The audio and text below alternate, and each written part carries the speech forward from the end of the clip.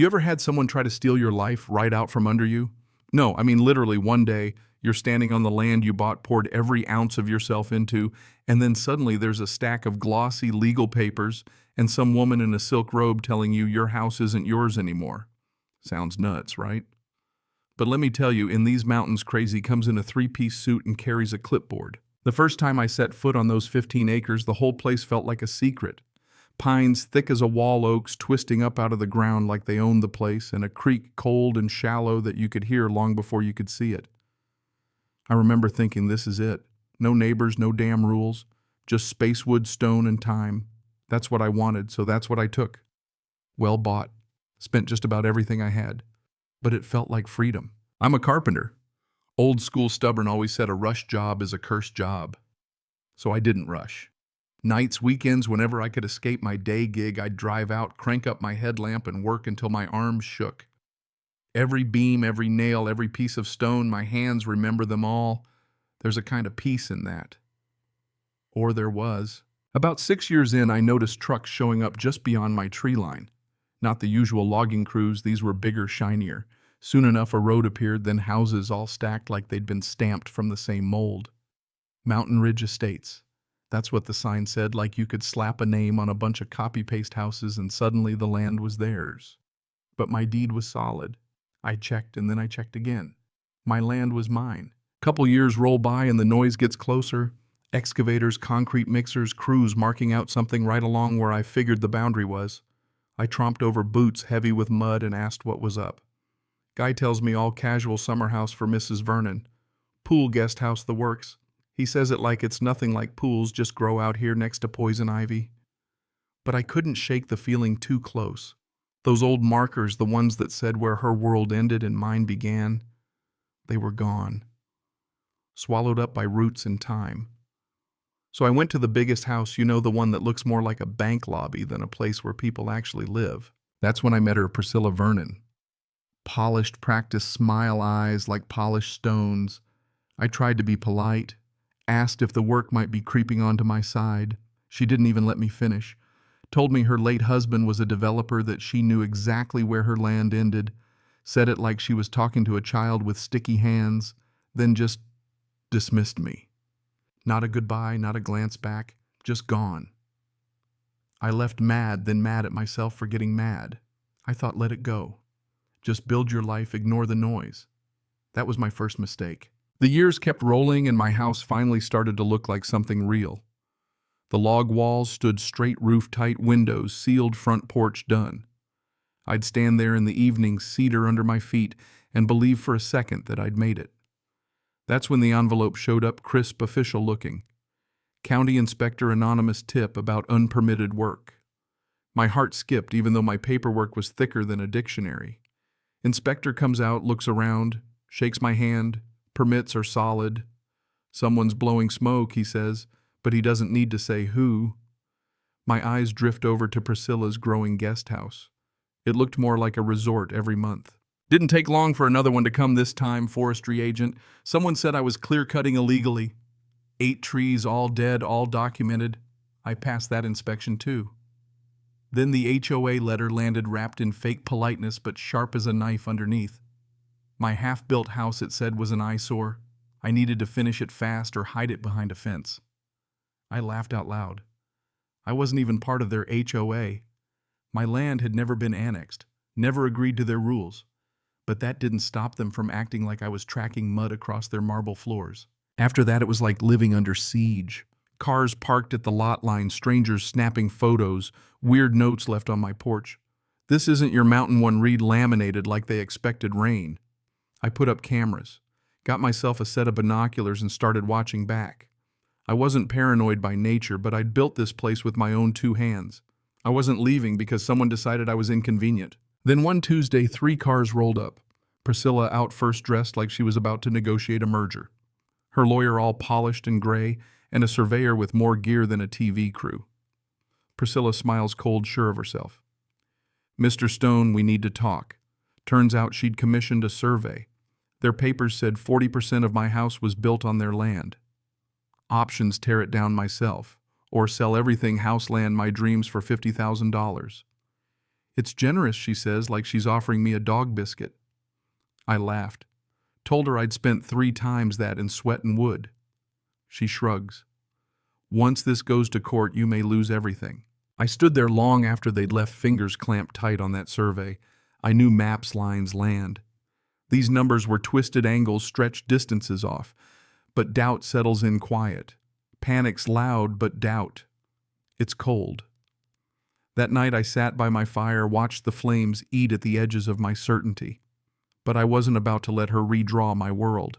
Next morning I called the surveyor with a reputation for brutal honesty, Ted Marshall. Guy looked like a bear who'd read too many property law books.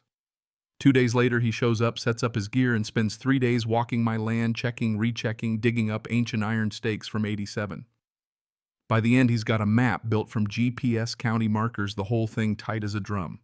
My house, not a nail outside my parcel.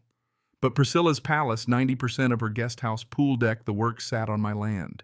I'll admit I just stared at that map. I'd been so busy defending it, never crossed my mind she'd be the real trespasser. I had Ted draw up the full report, photos, witness statement, legalese, so thick a snake couldn't wiggle through. Filed it with the county, made it official. Next day I walked it over to Priscilla's door, her in a silk robe looking like I'd ruined her spa day. Handed her the binder, watched her face drain as she flipped through. She tried to call it fake, but Ted's work was bulletproof. "You've been using my land for 4 years, I said. "I have every right to sue. But I'm offering you a lease. You pay to use my land, we settle it quietly." She stared at me cold as marble, then just told me to get off her property. Some folks cross lines and never look back. Some of us build houses to mark them. She wanted war. That's what she got. First salvo civil suit from the HOA demanding demolition and damages to community value. Petition taped to my gate neighbors I'd never met demanding I get rid of my eyesore. More complaints, fire, code noise, environmental harm. Everyone brought another inspection. My nerves started to fray, but my resolve didn't. Then one night, spray paint on the siding, get out neon orange. Security cam footage caught her gardener doing it, hood up, quick and dirty. I sent the footage to my lawyer, but Priscilla just kept coming. 2 weeks later, county letter HOA wants a fire access road right through my property, all in the name of emergency safety. Funny thing, the road would run right to her guest house, the one built smack in the middle of my land. I marched to the zoning office, showed them Ted's survey, the real boundaries. Clerk just muttered Jesus and froze the request. By now the war was legal and psychological. My packages disappeared. My mailbox accidentally got smashed. Found a copy of the HOA rules in my toolbox. But I didn't lash out. I got smarter. Hired an attorney. Nina Calloway, tough as iron, didn't flinch. She looked through every file, every photo. "She's trying to bully you off your land," she said. "Ready to fight back." I nodded and we countersued, trespass damages, emotional distress, vandalism, the whole mess. The court ordered a new survey, independent and state certified. That sealed it. Surveyors report every inch of my house legally mine. Her summer palace 87% built on my property. I'll never forget that day. I walked into the courthouse, sat beside Nina, our files stacked high. Across from us, Priscilla looked like she was waiting for the world to apologize. Her lawyer tried the same old song, fake maps, good faith, called me a recluse. Nina brought the receipts. Timeline surveys, drone photos, security footage, even the HOA's fire road application signed by Priscilla using a forged map. Judge didn't buy a word of their story. Then Priscilla tried one last play. Said it was her late husband's land, she'd only trusted the records he left. The judge asked for proof. Nothing. No deed, no tax history, nothing. Just silence. Judge's ruling her claim dismissed, my countersuit upheld. They had 90 days to remove the illegal structure or forfeit it to me. Fines on top, 32 grand for years of trespass, vandalism, legal fees. You ever see karma happen in real time? For 3 months, nothing. Her summer house just sat there, pool, sparkling lights flicking on at dusk. I waited. She stalled. Day 90 came, I filed the paperwork. Her palace was mine. No payment, no demolition.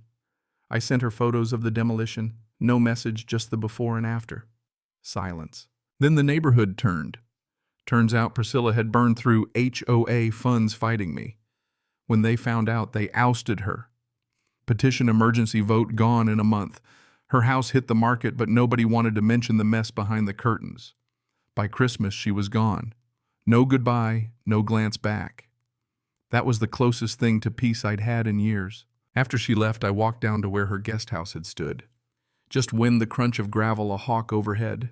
Picked up a chunk of patio stone, set it as a step on my path. Ordered apple saplings, 12 of them. Planted each where her pool had been. Carved words into the markers. Truth, patience, boundaries, justice. The last one I left blank. Didn't need a name. Funny thing, life starts growing again when you give it half a chance. The orchard took root. Birds came back. Neighbors I'd never met started waving. A guy dropped off a six-pack, said, "That was for all of us." The new HOA president sent an apology letter. I never wrote back. They stayed out of my business, and that was all I needed. One day I got a letter. No return address. Just a line. "You won this round. But not all stories end where you think they should." Signed by someone I didn't know. Maybe Priscilla, maybe not. I burned it. I'm not hard to find if she wants another round, but the truth is, she sharpened me, not broke me. Saw Ted again not long ago, the surveyor. He grinned at my apple trees. "You sure she's gone for good?" he asked. I shrugged. "People like her always come back. New haircut, new name." He laughed. "What'll you do if she does?" I looked at those saplings standing taller every day. Same thing I always do, measure twice, cut once. So let me ask you, since you've stuck around this long, when someone draws a line in the dirt and dares you to cross it, what would you do? Where do you draw your boundary? Would you fight or would you fold? Tell me your story if you've got one. Because out here, sometimes the only way to keep what's yours is to make damn sure you know where you stand.